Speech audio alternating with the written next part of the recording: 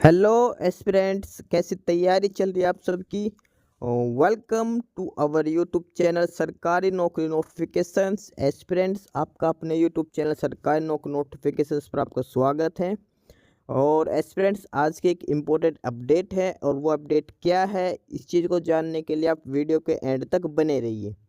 ठीक है, जो भी एस्पिरेंट्स वीडियो पर नए हैं, चैनल पर नए हैं, तो चैनल सरकारी नौकरी नोटिफिकेशंस को सब्सक्राइब करके ज़रूर चलें। वीडियो अच्छी लगे तो वीडियो को लाइक करना, शेयर करना। अगर कुछ इश्यू हो, कुछ पूछना हो वीडियो के सब्जेक्ट वे के बारे में, कंटेंट के बारे में, तो आप कमेंट बॉक्स में कमेंट जरूर करना। ठीक है, तो एक बार फिर से अगर सब चैनल सब्सक्राइब नहीं किया तो चैनल सब्सक्राइब करते हो। चलिए शुरुआत करते हैं। Aspirants IBPS institute of banking personal selection और आईबीपीएस की तरफ से एक नया नोटिफिकेशन जारी किया गया है। ठीक है, इससे पहले आईबीपीएस ने जो नोटिफिकेशन दिया था वो था पीओ की पोस्ट के लिए, और अब जो नोटिफिकेशन दिया है वो एसओ की पोस्ट के लिए, स्पेशलिस्ट ऑफिसर्स की पोस्ट के लिए है। ये है common recruitment process for the recruitment of specialist officer in participating banks, vacancies for year 2025 and 26। IBPS की तरफ से जो नोटिफिकेशन दिया है वो है बैंकिंग में एसओ की पोस्ट के लिए, स्पेशलिस्ट ऑफिसर्स की पोस्ट के लिए। ऑफिशियल साइट है जो आईबीपीएस की वो है www.ibps.in। ibps.in ये ऑफिशियल साइट है आईबीपीएस की, जहां से आपको सारी डिटेल्स मिलेगी, सारे नोटिफिकेशंस मिलेंगे। फॉर्म अप्लाई भी यहीं से करना है, इसी वेबसाइट से जाकर। इसके अलावा अगर आपको कोई क्वेरी है, कोई कंप्लेंट वगैरह कुछ भी है, तो आप ये इनकी ऑफिशियल साइट दे रखी कंप्लेंट के लिए, cgrs.ibps.in, cgrs.ibps.in। ठीक है, तो अब चेक करते हैं इस ऑफिशियल नोटिफिकेशंस को डिटेल के अंदर। डिटेल में देखते हैं वैकेंसीज क्या है, सिलेक्शन प्रोसीजर क्या है, फॉर्म अपना ऑनलाइन एप्लीकेशन स्टार्ट कब से है, लास्ट डेट कब से है, एग्जाम क्या हो कब होगा, ठीक है, क्या सिलेबस है, वैकेंसीज कितनी है, सारी चीजें वन बाय वन करके एक बार हम डिटेल में इस नोटिफिकेशन में चेक करते हैं। और इसके अंदर जो डिटेल में जो लिख रखा है, द ऑनलाइन एग्जामिनेशन, ऑनलाइन में हो गए prelims and mains for the upcoming common recruitment process for recruitment and selection of personnel in a specialist officers cadre post in the participating bank will be conducted by the IBPS as per the tentative schedule provided below। जो prelims में जो भी सारा schedule है जो IBPS के द्वारा लिया जाएगा, और वो डिटेल्स नीचे दे रखी हैं। सबसे पहले इसमें जो दे रखी है पोस्ट के बारे में, कौन कौन सी पोस्ट है जो स्पेशलिस्ट और ऑफिसर्स की है। एसओ कैडर की जो पोस्ट है वो 6 कैटेगरीज की है। फर्स्ट है आईटी ऑफिसर स्केल 1, सेकंड है agriculture field officer scale 1, third है राजभाषा अधिकारी स्केल 1, फोर्थ है लॉ ऑफिसर, और फिफ्थ है एचआर और पर्सनल ऑफिसर, और लास्ट है मार्केटिंग ऑफिसर। ये 6 कैटेगरीज की पोस्ट है जो इसके अंदर स्पेशलिस्ट ऑफिसर के कैडर में दी गई है। ठीक है, ये सारे ऑफिसर रैंक स्केल 1 की जो पोस्ट है, ये जो वैकेंसीज हैं इनकी दी गई है, कैटेगरीज हैं। अब है इंपॉर्टेंट डेट्स के बारे में।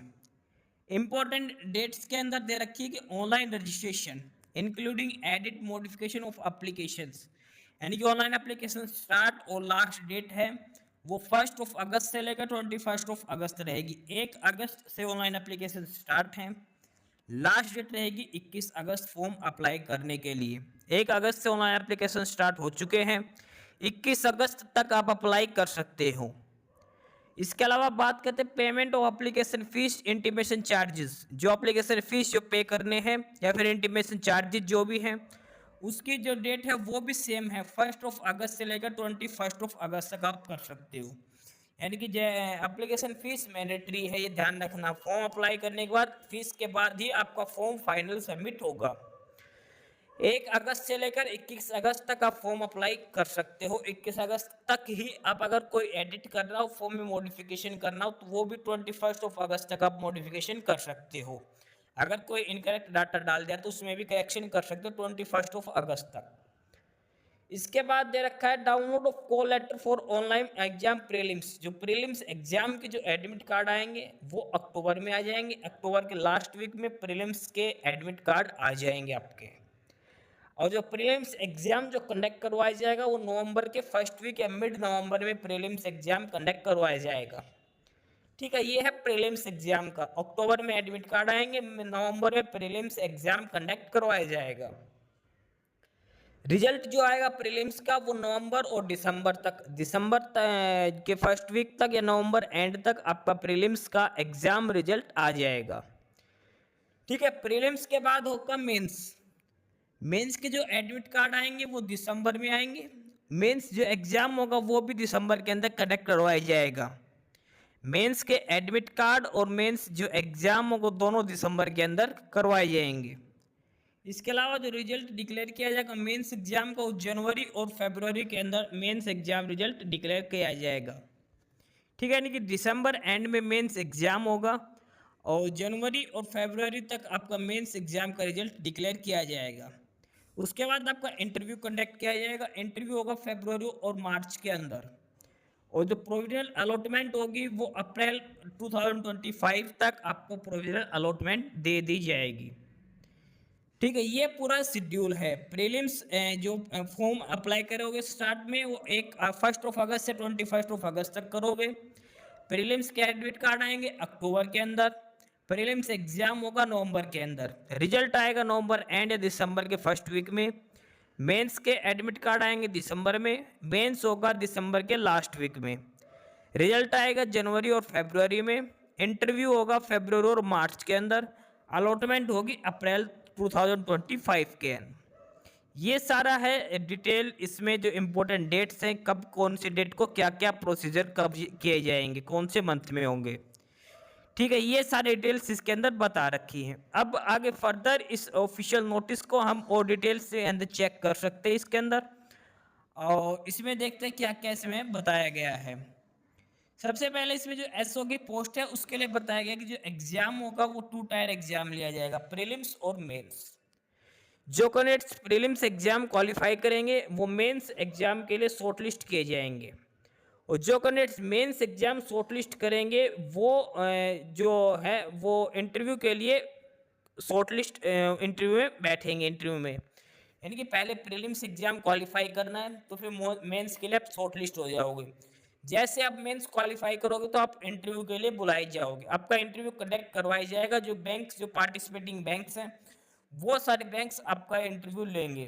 ठीक है, साथ में नोडल बैंक के साथ हर बैंक से आपका एक अधिकारी बैठा मिलेगा वहां से, और आपका इंटरव्यू वहां पे चलेगा। इंटरव्यू के बाद आपको अप्रैल तक प्रोविजनल अलॉटमेंट दी जाएगी।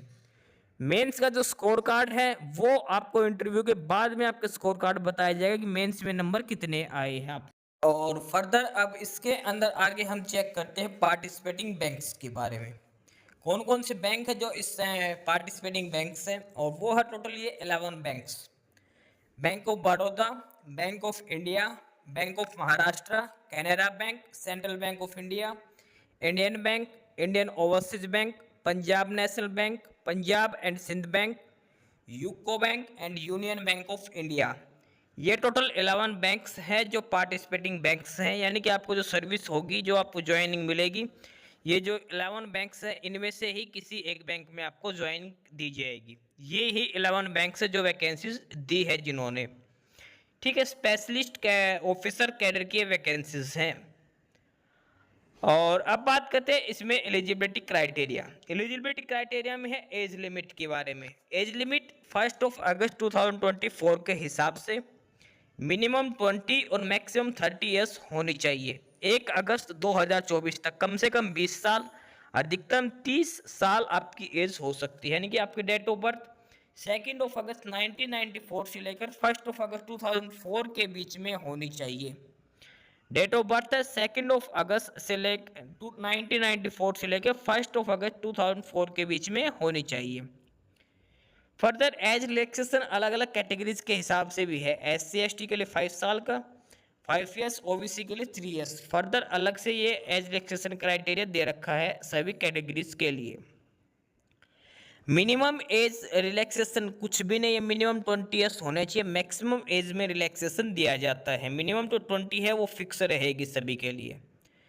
इसके बाद ये कंडीशंस लिख रखी है पर्सन विद बेंचमार्क डिसेबिलिटीज के लिए। हैंडीकैप कोटे से जो है उनके डिटेल्स लिख रखी है, किस किस कैटेगरी के कैंडिडेट्स एलिजिबल है, क्या क्या डिफेक्ट हो तो वो अप्लाई कर सकते हैं।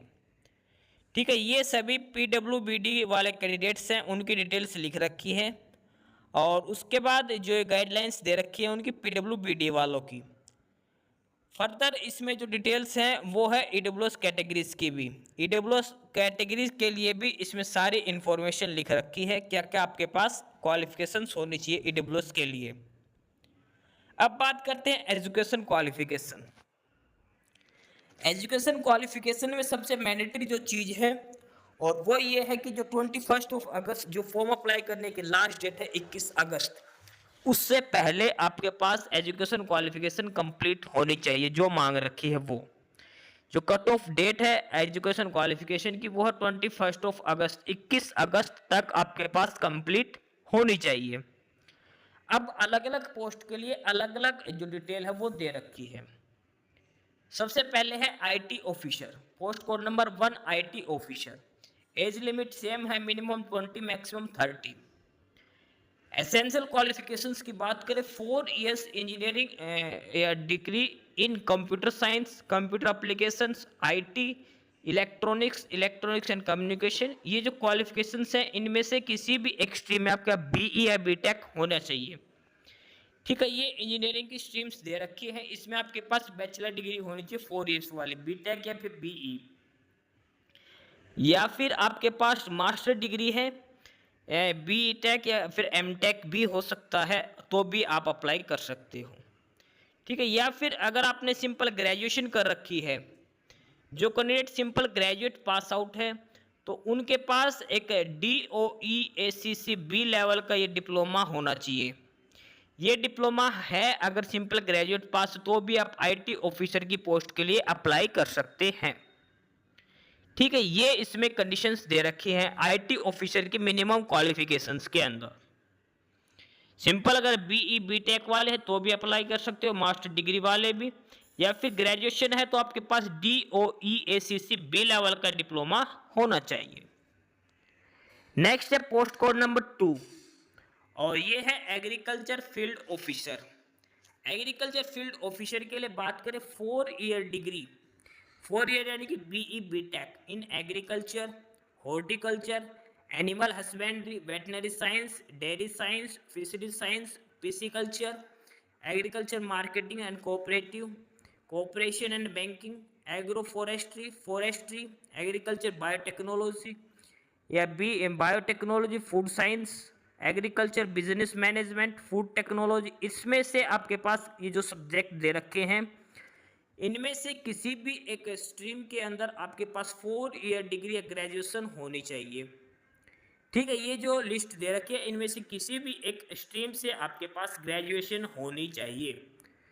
एग्रीकल्चर फील्ड ऑफिसर की पोस्ट के लिए ये कंडीशंस दे रखी है। नेक्स्ट है पोस्ट कोड नंबर 3 और ये है राजभाषा अधिकारी। राजभाषा अधिकारी के लिए है post graduate degree in Hindi with English as a subject at degree level, यानी कि मास्टर डिग्री आपके पास हिंदी से होनी चाहिए लेकिन ग्रेजुएशन लेवल पर इंग्लिश एक सब्जेक्ट आपके पास होना चाहिए।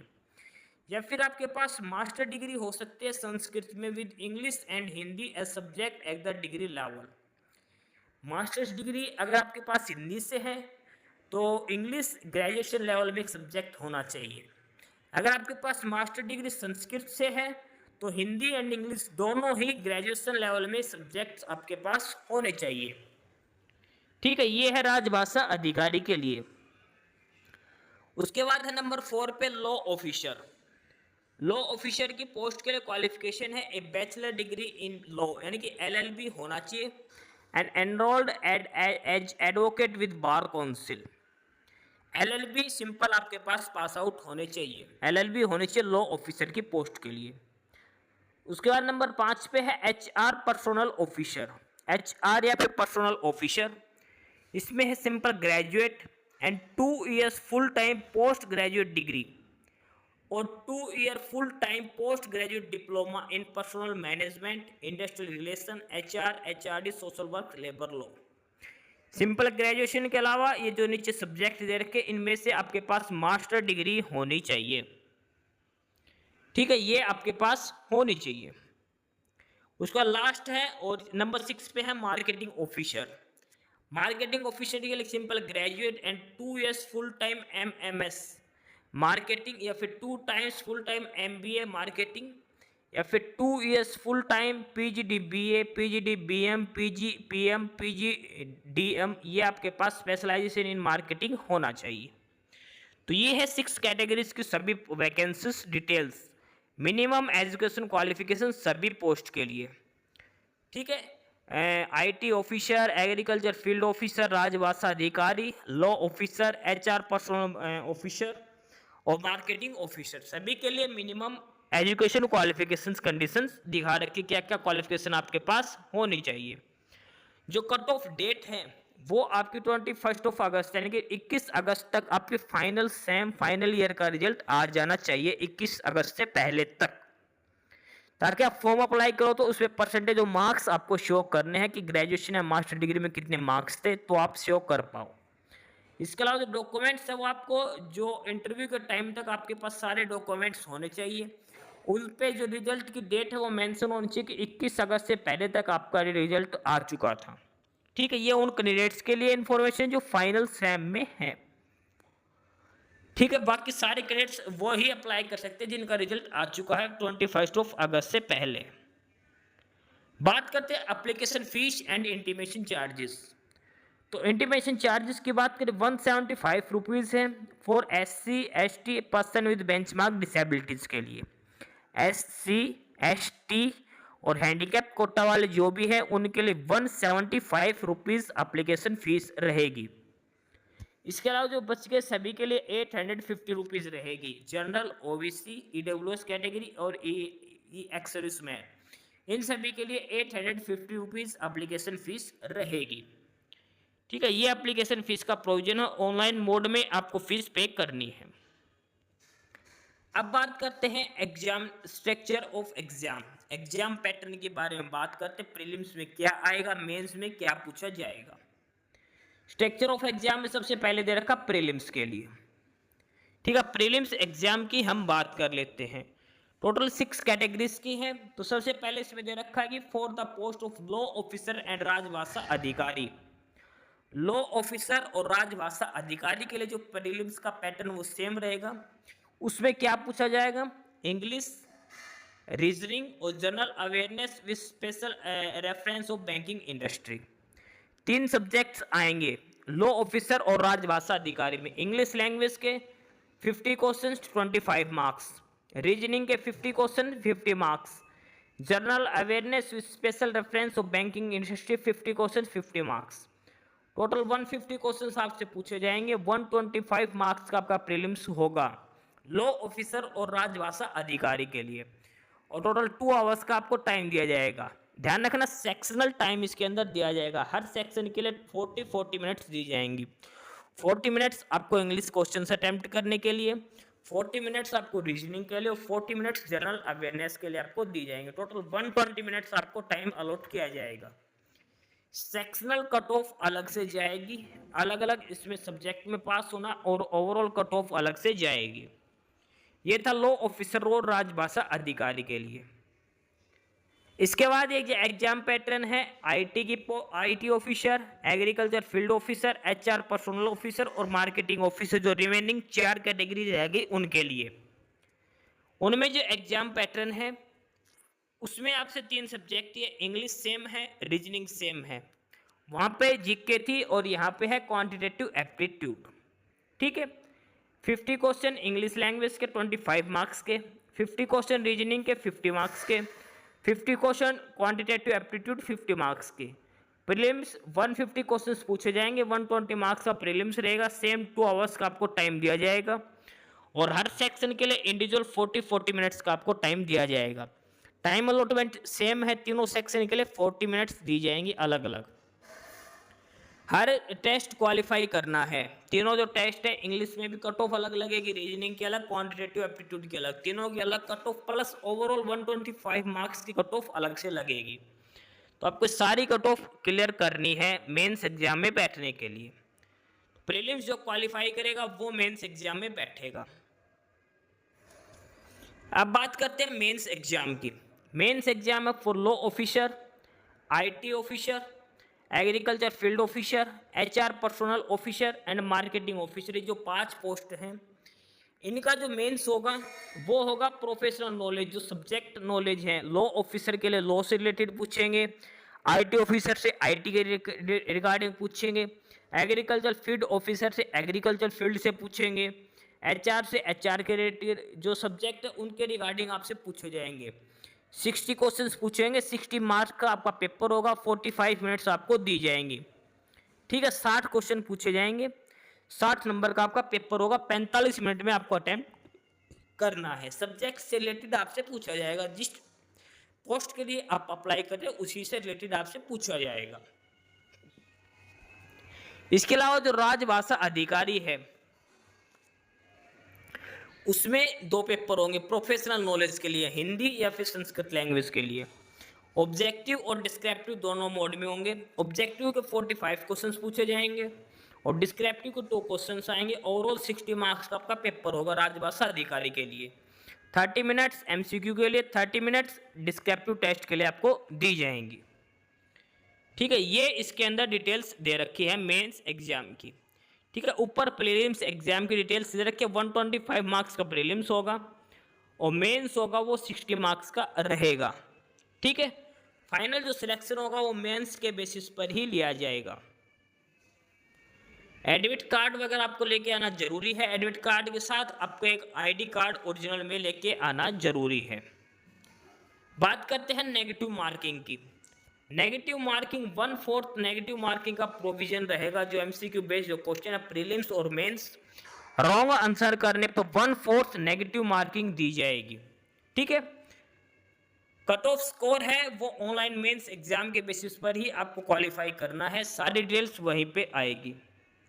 Mark obtained in the online mains exam only will be considered for shortlisting for interview and also for final merit list। जो मेंस का एग्जाम है 60 मार्क्स उसी के बेसिस पर इंटरव्यू में शॉर्टलिस्ट किए जाएंगे और उसी के बेसिस पर ही फाइनल सिलेक्शन किया जाएगा, मेरिट लिस्ट तैयार की जाएगी मेंस के स्कोर कार्ड पर। यानी कि जो प्रीलिम्स है वो सिर्फ क्वालिफाइंग नेचर का रहेगा। उसके बाद आपका इंटरव्यू कंडक्ट करवाया जाएगा, अलग अलग स्टेट और यूटीज के लिए अलग अलग दिए जाएंगे। ठीक है, total marks for interview 100 marks का आपका इंटरव्यू रहेगा। मिनिमम क्वालिफाइंग मार्क्स रहेगा 40% कम से कम लेने हैं।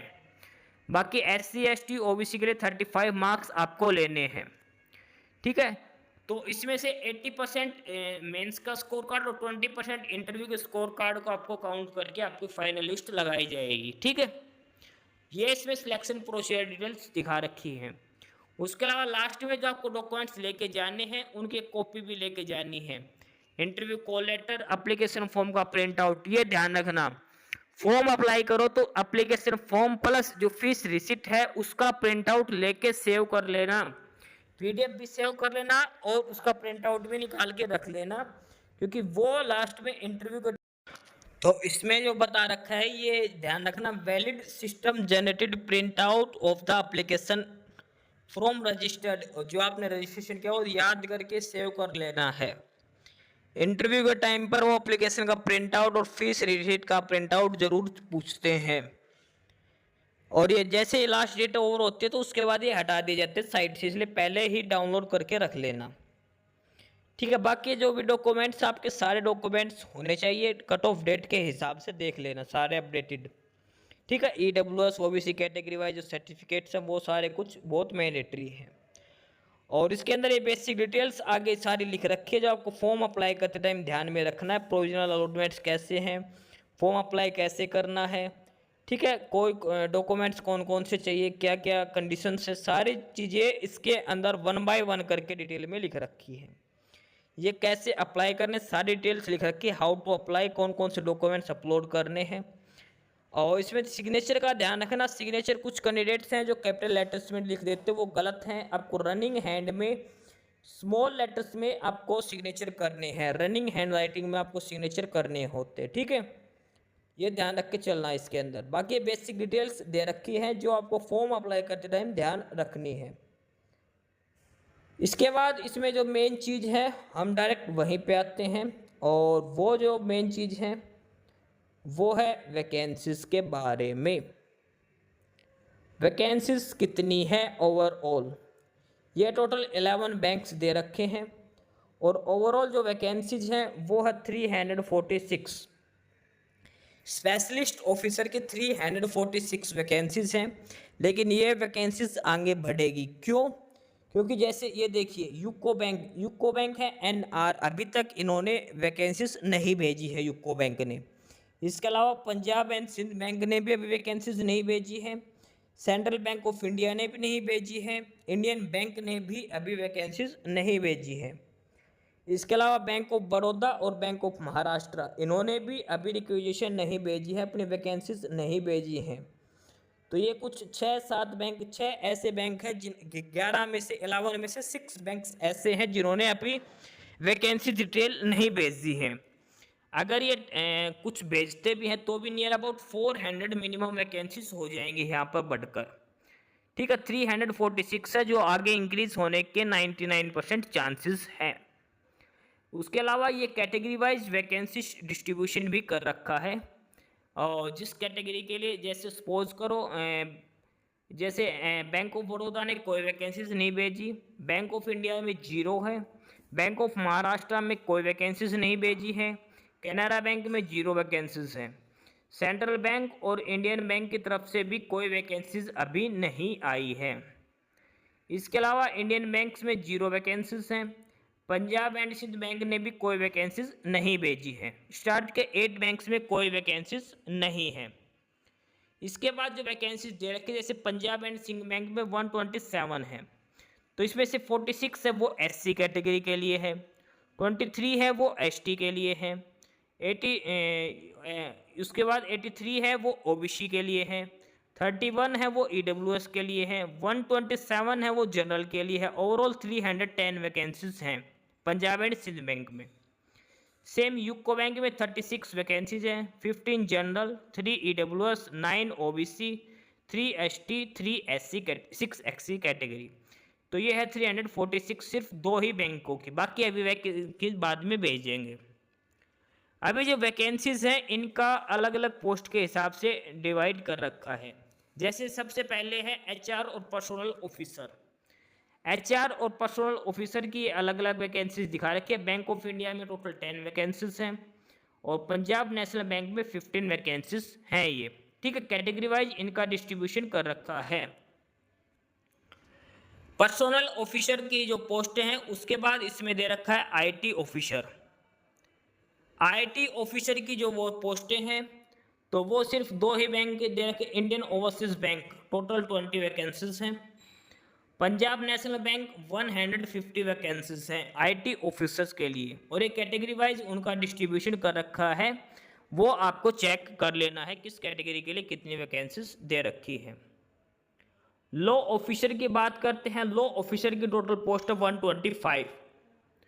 125 में से जैसे बैंक ऑफ इंडिया में है 5 वैकेंसीज, 5 है कैनरा बैंक में, 15 है इंडियन ओवरसीज बैंक में, 100 है पंजाब नेशनल बैंक में। ओवरऑल 125 है, और ये कैटेगरी वाइज वैकेंसीज दे रखी है। ध्यान रखना आप, ये जो सारी अलग अलग वैकेंसीज है जो काउंट करोगे तो 346 से ज़्यादा ही मिलेगी, क्योंकि कुछ बैंकों ने अलग अलग वैकेंसीज भेज रखी है स्पेशल करके। मार्केटिंग ऑफिसर की जो टोटल वैकेंसीज हैं वो है 205 वैकेंसीज। मार्केटिंग ऑफिसर की 205 वैकेंसीज हैं।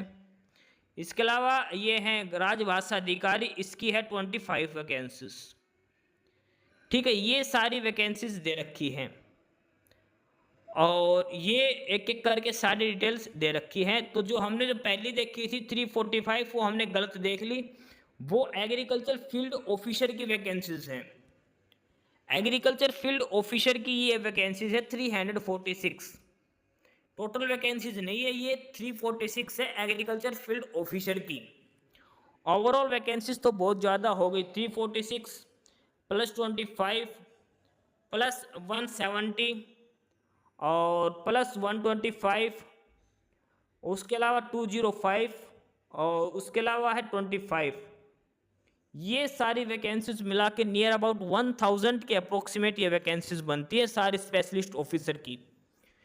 ठीक है, नियर अबाउट 1000 के अप्रोक्सीमेट वैकेंसी स्पेशलिस्ट ऑफिसर की सभी कैटेगरी मिला के, सभी कैटेगरीज की मिलाकर।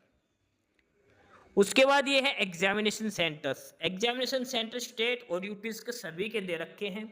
प्रीलिम्स में एग्जाम सेंटर ज़्यादा बना रखे हैं स्टेट और यूटी के अंदर, मेंस में कम है। ठीक है, ओवरऑल जो 30 के 30 जो स्टेट और यूटीज हैं, सीरियल नंबर 46 है, ओवरऑल 36 है ये, क्योंकि 11 सीरियल नंबर से स्टार्ट है।